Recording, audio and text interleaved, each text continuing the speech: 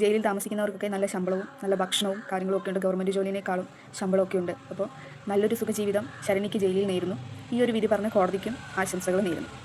6 വർഷങ്ങൾക്ക് മുമ്പ് 2020 ഫെബ്രുവരി 17-ാം തീയതി ഒരമ്മ ആ അമ്മയുടെ സ്വന്തം കുഞ്ഞിനെ കടൽ ഭിത്തിയിൽ എറിഞ്ഞു കൊന്നൊരു കേസ് നമ്മളെല്ലാവരും കണ്ടിട്ടുണ്ടാവും. ഇപ്പോൾ ആ കേസിൻ്റെ വിധി വന്നിരിക്കുകയാണ്. ആ കുഞ്ഞിൻ്റെ അമ്മ ശരണ്യയ്ക്ക് കോടതി എന്ത് ശിക്ഷയാണ് വിധിച്ചതെന്നുള്ളത് നമുക്ക് 6 വർഷങ്ങൾക്ക് മുമ്പ് ഭർത്താവുമായി പിണങ്ങി താമസിച്ചിരുന്ന ശരണ്യ തൻ്റെ ഭർത്താവിനെ തയ്യലിലുള്ള തൻ്റെ വീട്ടിലേക്ക് വിളിച്ചു വരുത്തുന്നു. അതിനുശേഷം തൻ്റെ കുഞ്ഞിനെ ഭർത്താവിൻ്റെ അടുത്ത് കിടത്തി ഉറക്കുന്നു. പുലർച്ചെ ഒരു 2 മണിക്ക് ശേഷം ഈ ശരണ്യ ഈ കുഞ്ഞിനെയും എടുത്ത് കടൽ തീരത്തേക്ക് പോവുകയാണ് ചെയ്തത്. ഈ കുഞ്ഞിനെ കൊല്ലണമെന്നുള്ള ഉദ്ദേശത്തോടു കൂടി തന്നെ കടലിലേക്ക് ഇവള് വലിച്ചെറിയുകയാണ് ചെയ്തിട്ടുണ്ടായിരുന്നത്. അതിനുശേഷം ഇവള് തിരിഞ്ഞു നടന്നപ്പോൾ കുഞ്ഞിൻ്റെ കരച്ചിൽ കേൾക്കുന്നു. വീണ്ടും തിരിഞ്ഞു നോക്കുന്നു.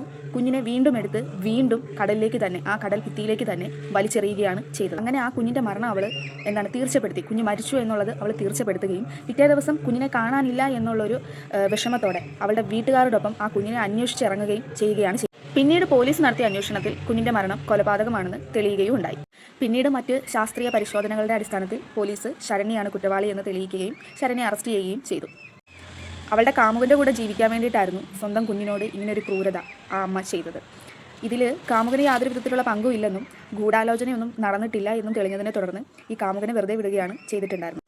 27 വയസ്സുള്ള ശരണ്യ എന്ന ഈ പെണ്ണിൻ്റെ ഈ ഒരു ക്രൂരകൃത്യത്തിന് കോടതി വിധിച്ച ശിക്ഷ ജീവപര്യന്തമാണ്.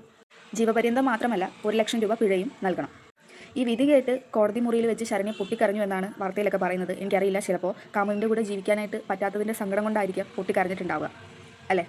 കോടതി ഈ ശരണ്യയ്ക്ക് ജീവപര്യന്തം ശിക്ഷ വിധിച്ചത് 2 കാര്യങ്ങൾ നോക്കിയിട്ടാണ്. ഒന്നാമത്തെ കാര്യം എന്തെന്ന് വെച്ച് കഴിഞ്ഞാൽ, കാമുകൻ്റെ കൂടെ ജീവിക്കാൻ വേണ്ടി സ്വന്തം കുഞ്ഞിനെ കൊല്ലുക മാത്രമല്ല, ഈ കുഞ്ഞിനെ കൊന്നിട്ട് ആ കുറ്റം ഈ ശരണ്യയുടെ ഭർത്താവിൻ്റെ തലയിൽ കെട്ടിവെക്കാനും, അതായത് ആ കുഞ്ഞിൻ്റെ അച്ഛൻ്റെ തലയിൽ കെട്ടിവെക്കാനും ശ്രമം നടക്കുന്നുണ്ടായിരുന്നു. അങ്ങനെ ഒരു പ്ലാനിങ് ആയിരുന്നു ഈ ശരണ്യയുടെ മനസ്സിലുണ്ടായിരുന്നത്. അതുകൊണ്ടാണ് പിണങ്ങി കഴിഞ്ഞിരുന്ന ഭർത്താവിനെ തിരിച്ച് വീട്ടിലേക്ക് വിളിച്ചു കൊണ്ട് വന്നതിന് ശേഷം ഇങ്ങനെ ഒരു കൃത്യം ചെയ്തത്. ഇതിൻ്റെയൊക്കെ അടിസ്ഥാനത്തിലാണ് ജീവപര്യന്തം എന്ന ശിക്ഷ കോടതി ശരണ്യയ്ക്ക് വിധിച്ചത്. നമ്മുടെയൊക്കെ നാട്ടിലെന്നല്ല, ലോകത്ത് എവിടെയായിരുന്നാലും സ്വന്തം കുഞ്ഞിനെ ഒരു ഉറുമ്പ് കടിച്ചാൽ പോലും സഹിക്കാൻ പറ്റാത്ത അമ്മമാർ ഉള്ള നമ്മുടെ ഈ കൊച്ചു കേരളത്തിൽ, അല്ലെങ്കിൽ ഈ ഒരു ലോകത്ത് ഇതുപോലെയുള്ള നീച കൃമികളെ അമ്മ എന്നൊരിക്കലും വിളിക്കരുത്. അവളെയൊക്കെ വിളിക്കേണ്ടത് പിശാച് എന്നാണ്. ഈ അമ്മ, ഈ ശരണ്യ എന്ന് പറയുന്ന സ്ത്രീ അവളുടെ കുഞ്ഞിനെ തൻ്റെ അച്ഛൻ്റെ അടുത്തുനിന്ന് എടുത്തുകൊണ്ട് പോകുമ്പോൾ ആ കുഞ്ഞ് ഒരിക്കൽ പോലും അറിഞ്ഞിട്ടുണ്ടായിരുന്നില്ല ആ കുഞ്ഞിൻ്റെ അമ്മ അതിനെ കൊല്ലാനാണ് കൊണ്ടുപോകുന്നതെന്നുള്ളത്.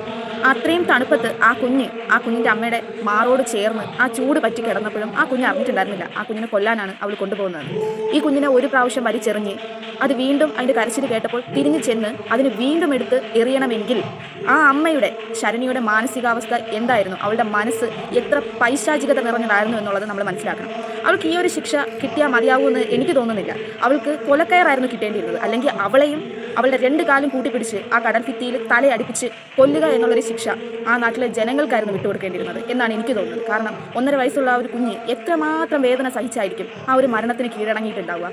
നിങ്ങളൊന്ന് ആലോചിച്ച് നോക്കൂ, ഈ ഒരു ശിക്ഷ അവൾക്കൊരു ശിക്ഷയാണോ? എന്തായാലും ഇങ്ങനെ ഒരു വിധി പറഞ്ഞ കോടതിക്ക് എല്ലാവിധ ആശംസകളും നേരുന്നു. ജയിലിൽ ശരണ്യയ്ക്ക് നല്ലൊരു സുഖജീവിതവും നേരുന്നു. കാരണം ഇപ്പോൾ ജയിലിൽ താമസിക്കുന്നവർക്കൊക്കെ നല്ല ശമ്പളവും നല്ല ഭക്ഷണവും കാര്യങ്ങളൊക്കെ ഉണ്ട്. ഗവൺമെൻറ് ജോലിനേക്കാളും ശമ്പളമൊക്കെ ഉണ്ട്. അപ്പോൾ നല്ലൊരു സുഖജീവിതം ശരണ്യയ്ക്ക് ജയിലിൽ നേരുന്നു. ഈ ഒരു വിധി പറഞ്ഞ കോടതിക്കും ആശംസകൾ നേരുന്നു.